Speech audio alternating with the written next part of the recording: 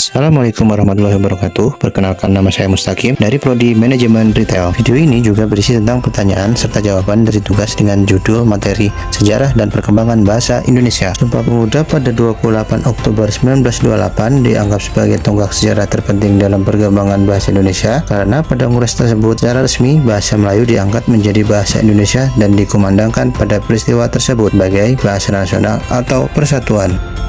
Alasan-alasan bahasa Melayu diangkat menjadi bahasa Indonesia dibandingkan dengan bahasa daerah lain yang penuturnya lebih banyak, yaitu lingua franca. Bahasa Melayu menjadi bahasa pergaulan dan perantara dari sejak zaman Kerajaan Sriwijaya di Asia dan Kepulauan Nusantara. Alasannya, karena sistem bahasa yang sederhana, karena bahasa Melayu tidak ada tingkatan bahasa atau bahasa halus atau kasar, seperti contohnya bahasa Jawa. Lalu, diterima semua suku. Semua suku menerima bahasa Melayu dan tanpa superioritas sebagai bahasa persatuan dan mencegah konflik kebahasaan. Dan yang terakhir, fleksibel dan berkembang. Bahasa Melayu mampu menyerap kosakata asing sehingga menjadikannya dinamis. Berikut perbedaan fungsi bahasa Indonesia sebagai bahasa nasional dan bahasa negara serta contoh penerapannya dalam kehidupan sehari-hari.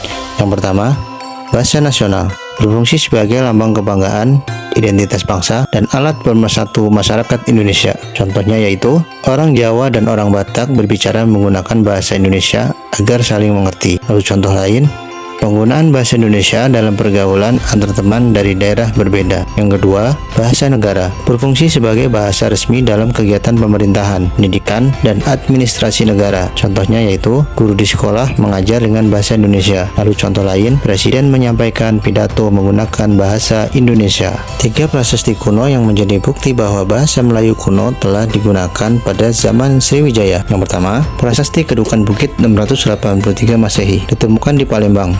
Prasasti ini menceritakan perjalanan suci Sidayatra Dapun Tahyang menggunakan perahu dan mendirikan kota Sriwijaya. Yang kedua, prasasti Talang Tuo 684 Masehi ditemukan di Palembang, berisi tentang pembuatan taman Sri Sektra oleh Dapun Tahyang Sri Jayasana untuk kemakmuran semua makhluk. Lalu yang ketiga, ada prasasti Kota Kapur 686 Masehi ditemukan di Pulau Bangka. Prasasti ini berisi permintaan kepada dewa untuk menjaga kedaulatan Sriwijaya dan ancaman kutukan bagi yang tidak patuh. Sekian video dari saya. Terima kasih telah menyaksikan. Wassalamualaikum warahmatullahi wabarakatuh.